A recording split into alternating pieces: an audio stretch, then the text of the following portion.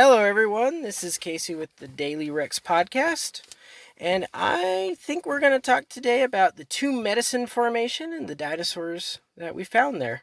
For a lot of you out there, your exposure to Medicine Formation is eggs, Maiasaura, and their eggs.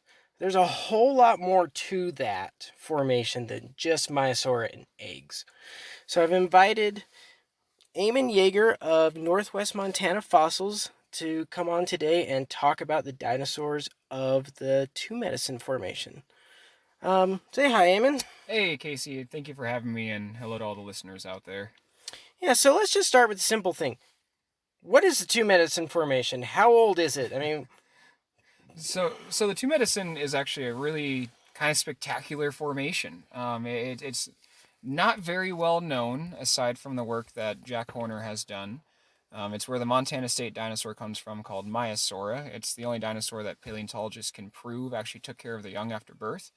But what makes the Two Medicine, in my opinion, so special outside of the Maiasaur, which is, don't get me wrong, really cool, is that the Two Medicine is 74, about 74 to 76, about down to 70 million years old too. And it covers a pretty good portion of the Campanian Cretaceous era. And a lot of these dinosaurs actually weren't on the coastline. When the interior seaway was going through the United States, cutting it in half at the time, these dinosaurs actually lived a few hundred miles inland. So you have these really rare, odd species that kind of preferred a more swampy environment, or else they preferred kind of more land rolling hills. I mean, the Rockies were just forming at that point in time. And so it was a really kind of odd place for these dinosaurs to be in, but they thrived there for millions of years. And so it's a pretty spectacular place, honestly. It's pretty cool. yeah. So when you say Campanian, Yep. is that like T Rex or what time frame are we talking So about? that's actually pre-T Rex. Okay. We do not find the Tyrannosaurus Rex out here. We find an assortment of other carnivores, though. The biggest, baddest one is a pretty famous guy named Daspletosaurus. And Daspletosaur was a really large tyrannosaur that got up to about 39 feet long or so. Most of them, there's only been two skulls found, and those guys ranged about 27, 29 feet in length, they theorized. But they have found leg bones and pelvic structures and things like that to prove that, hey, this critter got actually up and over 35 feet. And so he's a big guy, and they've even found big rooted teeth from him up in Canada. And those teeth that were rooted were, just shy of 7 inches long. Hmm. I mean, that's impressive. That's a big tyrannosaur. And so, but we do find a lot of other Campanian tyrannosaurs as well that are also not as well known as T Rex, like Albertosaurus and Gorgosaurus, which Gorgosaur is one of my favorite ones. That's a really cool little Yeah, why is theropod. Gorgosaur one of your favorites? Let's hear So, about this okay, so guy. Gorgosaur, he's fun. First of all, the name is just Oh incredible. yeah. But so Gorgosaur is a lot smaller. They reach anywhere between 15 and 25 feet or so in length. And, it is really amazing when you look at a Gorgosaur skeleton. They're sleek and slender, and they almost look like an incredibly oversized raptor. But then you look at their legs, and you look at their pelvic structure, and you look at their teeth, and you very quickly realize, oh boy, this is not a raptor. This is a tyrannosaur that was just on the smaller side. And they're super fun. You can always tell Gorgosaur teeth in comparison to Daspletosaur or Albertosaur because their teeth are a lot more kind of fat and stubby in a Okay. way, and their maxillary teeth hook pretty significantly. And so it's pretty fun. They're really cool. Gorgosaur is really neat. So the carnivores out here are, you know, pretty darn just odd, and they're found in the Judith River as well, the Judith River Formation of eastern Montana. But it just proves that they wandered into the hills too, looking for probably food and who knows. So what is the difference between the Two Medicine Formation and the Judith River Formation? So Judith River is honestly darn near the exact same age as the Two Medicine. Those dinosaurs did indeed coexist, but the Judith River has a slightly different time period for fossilization too. Judith River was oceanfront property. That was more further over in eastern Montana. Well, what is now eastern Montana, and those guys did indeed prefer the coastline area. So you do find a lot more kind of shallow marine beds, with oysters and things like that, and channels with oysters too. So that kind of shows us, hey, this was coastal line. That this was once, maybe a delta or somewhere where the river was feeding into the ocean, and something to that extent. And so it does prove that, hey, this was oceanfront property at the time. And so yeah, so Judith River is really cool. Don't get me wrong. It's a very fun formation, but it's actually a little bit more understood and studied even than the Two Medicine. So we've got Daspletosaurus. He's the big bruiser. Yeah. We got Gorgosaurus, kind of running fast. What were they eating? I mean, what was there? So there's a very odd assortment of herbivores in the Two Medicine, which I'm sure that for those larger carnivores, that's what they'd be going after, was the slower, lumbering herbivores that didn't stand a chance. But so when we're talking about the Two Medicine, just to kind of, especially when we're delving into the herbivores, there's 3 different sections of the Two Medicine: the upper, the lower, and the middle. My quarry is smack dab in the middle of the Two Medicine formation. And at that point in time, we started to see some slightly different herbivores arising and starting to come out. We're steering away from Myosaur at this time, seemingly. We do find some Myosaur stuff. So Myosaur is a little older than usually. A little bit. It did teeter into the middle. In the lower portions of the middle member of the Two Medicine, we do find Myosaur egg nests and shells and things like that still. But when you get deep into the middle of the Two Medicine, if that makes any sense, Myosaur almost disappears. And we start dealing with a duckbill dinosaur called Hypacrosaurus. Now, Hypacrosaur is actually not technically a hadrosaur, even though it is a duckbill. It fits into a pretty odd family called Lambeosaurs. And that means it's a hadrosaur that had a big crown on its head. It had an ornate skull. So the Hypacrosaurus itself does indeed have a big, huge kind of lump that comes off the front of the head there and forms kind of like a big brow.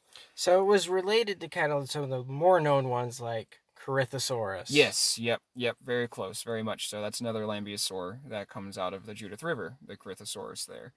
Hypacrosaurus got about 35 feet long, so they are a lot bigger than the Myosaur hadrosaurs. The Myosaurs only got about 25 feet long.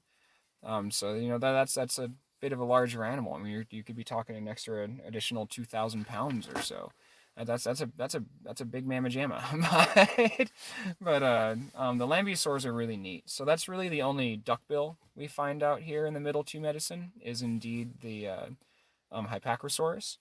But we do also find a ceratopsian out here, and he's a really rare ceratopsian named Achelosaurus. Some people say Achelosaurus. That's how it's spelt phonetically. Okay. The correct scientific pronunciation is Achelosaurus, which is just crazy. He's actually named after the Greek god Achille, and Hercules got in a fight with Achille and broke Achilles' horns off, and so that's why Achelosaurus or Achelosaurus has its name, because they are lacking brow horns and nose horns. They have 2 big horns that come off the back of the frill.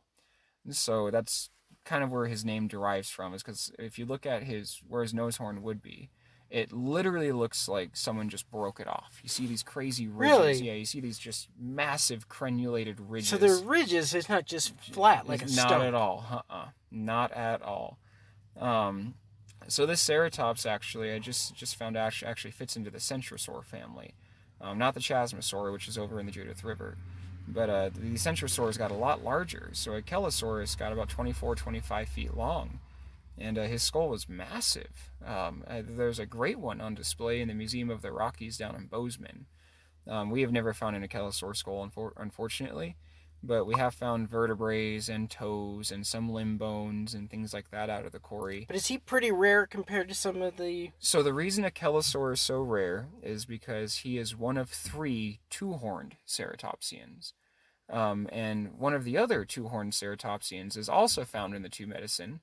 He's just in the lower members, so we do not find him, but his name is Ionosaur. Huh. Yeah, and Ionosaur had a crazy nose horn that hooked downward. So he's a crazy critter. But so yeah, the Achillosaur is ultra rare and only found in the two medicine, and fits into one of three two-horned ceratopsians. And so he's very neat, and is something that scientists or paleontologists in particular haven't studied quite as far as I think that a lot of us would like. That there's not been a whole lot of him found. Partial skeleton here, skull here, things like that, just enough to identify him. And so that's something that we really hope we find more of in the quarry. And as time goes on, we do find, I'd say about 10% of the stuff we find in the quarry makes up into that ceratopsian family. So it is very rare. And so, Fascinating. yeah, In a lot of different places, ceratopsian is king. yeah. Oh gosh, like the Lance Creek in Wyoming, it seems like you can't throw a stone without, being somewhere near a triceratops bone. Yeah. Yeah, So I believe the Kaiparowits down in Utah is like that. They just find tons and tons. tons and Yeah. tons. Yeah, you would know the Utah stuff a heck of a lot better than I would. The Kapowitz is a little bit out of my wheelhouse, but from what you and I have talked about, that is an amazing formation. Yeah. So, yeah, yeah. So we've talked about the big guys. Mm-hmm. What little guys are there? What small dinosaurs do we know about? So, in the middle portion of the two medicine, not a whole lot is really known about the smaller critters, but in the lower members, they do find a lot of like small reptilians, lizards, things like that, that showed, hey, there's actually supportive for monitor lizards, or well, monitor like lizards and things like that at that point in time, and turtles. Um, but for more dinosaur critters, the majority of the smaller animals were actually carnivores. We had the Sauroornitholestes raptors. They're kind of like a massive GMO aggressive turkey. Um, so they're a fairly small raptor, but very neat. And within that Sauroornitholestes family, there's a really fun raptor that is found in the two medicine called Bambi raptor. We found one of his toe sickle claws to a full-grown one time, and the whole entire claw was only about 2 and 15/16 of an inch, so just shy of 3 inches long. So that was the killer claw, whereas if you look at like a killer claw in a Deinonychus or something like that, they're significantly larger. Yeah, the part everyone loves. Yeah, What exactly. makes him famous. Yeah, exactly. So how big was that critter? Like, what, 2-3 feet long? At max. At max? Yeah, at absolute max. I saw a skeleton to one that was all curled up in the die position, and it fit in a briefcase. And so they were very small little guys. Most of them were about the size of a large rooster. And so they were pretty darn teeny. But the true Sauroornitholestes, the larger ones, they got a few feet in length or so. Then we do find, oddly enough, in the middle two medicine, we do find some troodontid sort of material. I don't know for sure if it's troodon or not, but that puts in a little bit of a larger caliber. And then we do find dromaeosaur. Oh, nice. So yeah, that's absolutely crazy. We find some of his metatarsals and some of his teeth, and I found a couple little limb bones from him as well. And the dromaeosaur is really fun. Now, as far as the herbivores go for the smaller animals, we don't really find in the two medicine formation much as far as a pachycephalosaurid. Okay. They find those in the Judith and obviously Lance Creek, things like this. But the packies and the two medicine just haven't quite hit yet, I don't think. But there might be one somewhere. We do find a really odd little two-legged herbivore, though. They just recently renamed it, and I can't remember the rename for some reason, but his name is Orodromius. Okay. And I know that's a really weird Star Trek-like name, isn't it? Yeah, the Orodromius is an incredible little two-legged herbivore. They only got about 4 or 5 feet in length.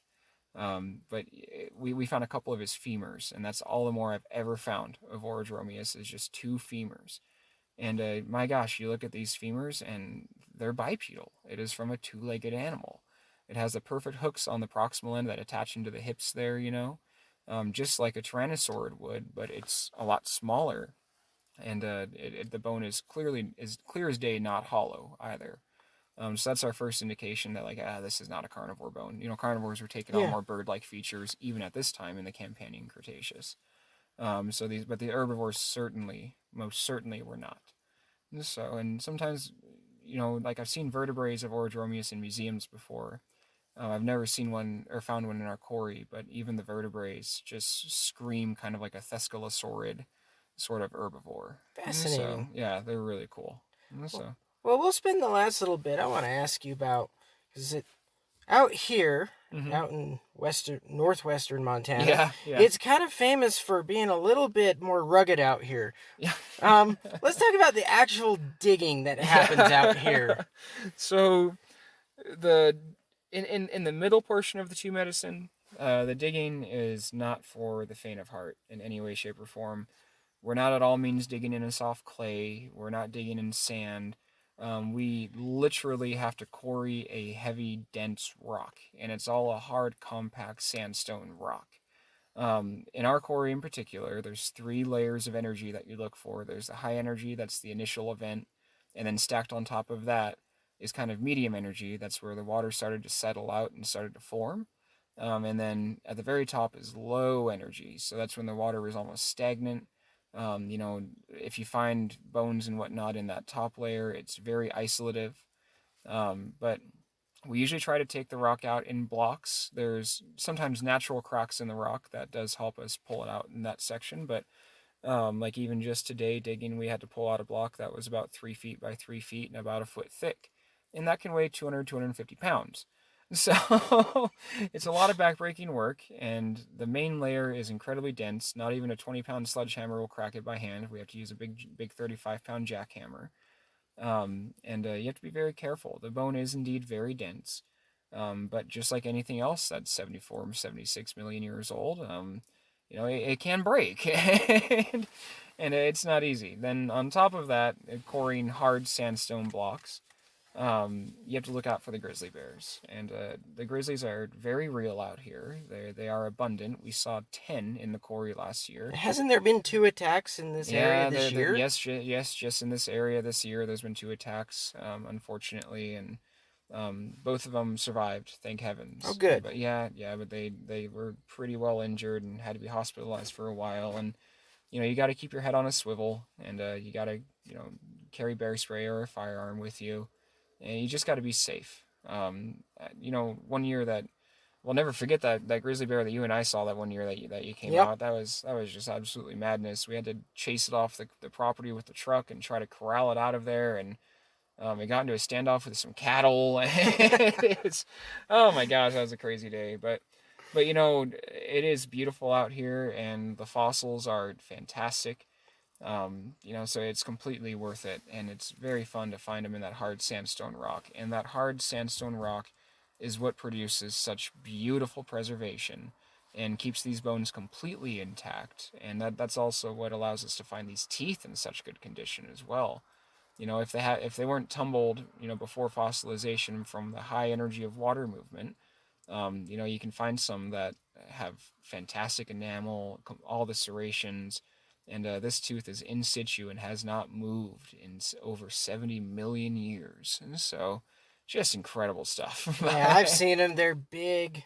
Oh They're man, jet black. They're beautiful. They yeah. have some of the best serrations. Oh man, they're fun. They are Yeah. very fun. And so, yeah, the two medicine, it's a little understudied. They've done a lot of studying for the Myosaur, obviously, and for the middle and the upper layers too. But as far as digging this hard sandstone rock, there's not a lot of academics doing it. So we feel very lucky that we get to be out and be in this environment and be able to quarry this rock out and discover these animals that haven't seen the light of day in millions of years and bring them back to life for people to enjoy. Well, I want to thank Aamon for coming on today and talking to us about the two medicine formation. Aamon, where can they find you? Where can they find your stuff? So the best place to find us is actually on Facebook. We're called Northwest Montana Fossils. The default photo is a really huge, gigantic Daspletosaur tooth in my hand, so it's pretty hard to miss when you come across it. But yeah, feel free. Northwest Montana Fossils on Facebook. If you want to reach out, you want to talk about fossils, you like to see anything that we have for sale, or if you'd like to share what kind of fossils you have found in your hometown or wherever you're at. God, I'd love to see them, and God knows we just love to talk about fossils, so feel free to drop a line. Yeah. But So thank you. Yep. All right, well, this has been the Daily Rex podcast, brought to you by thedailyrex.com, your most trusted source in fossils on the web. You can find us on Facebook or at thedailyrex.com, and I hope you guys have a good rest of your day.